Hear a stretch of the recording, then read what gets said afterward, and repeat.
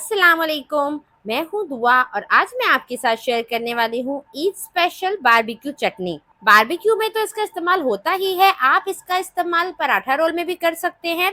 Specially Karachi paratha role में इसी चटनी का इस्तेमाल किया जाता है। तो बारबेक्यू के लिए कमर्शियल एरियाज में जिस तरह से इस चटनी को बनाया जाता है, हम भी आपके साथ वही रेसिपी शेयर करेंगे। तो वीडियो को आखिर तक देखिएगा, पसंद आए तो लाइक भी कर दीजिएगा। तो चलिए बारबेक्यू चटनी बनाना शुरू करते हैं।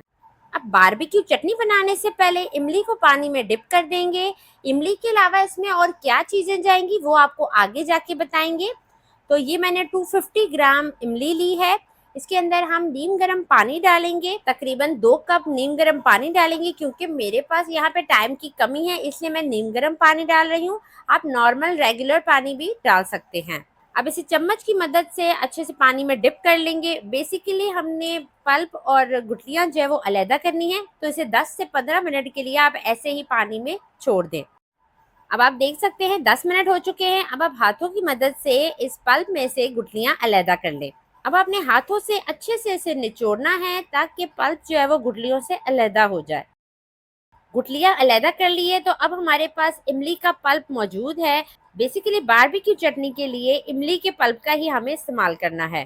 तो अब बारबेक्यू चटनी बनाना शुरू करते हैं। एक ब्लेंडर जग ले लेंगे, उसमें एक मुट्ठी भर के हरा धनिया लेंगे और एक मुट्ठी भर कर पुदीना लेंगे। आजकल जो टैप वाटर होता है वो बहुत ही गर्म आ रहा होता है, तो इसलिए आप इसे धोकर ठंडे पानी में रखें ताकि इसकी फ्रेशनेस और इसका कलर बरकरार रहे। और 2 से 3 इसमें हरी मिर्चें डाल दें। ये सारी चीज़ें ब्लेंडर में डाल देंगे।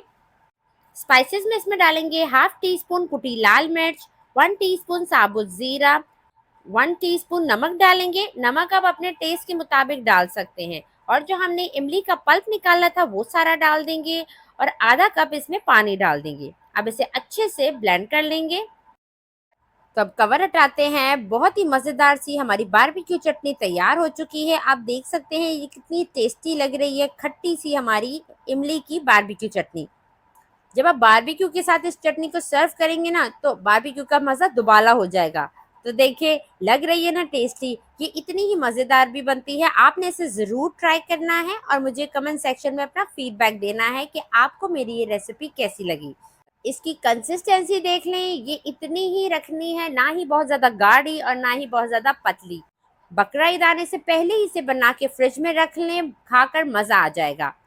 तो बस अब इसी के साथ इजाज़त चाहती हूँ। अपना ढेर सारा ख्याल रखिएगा, दुआ में याद रखिएगा। अल्लाह हाफ़िज़।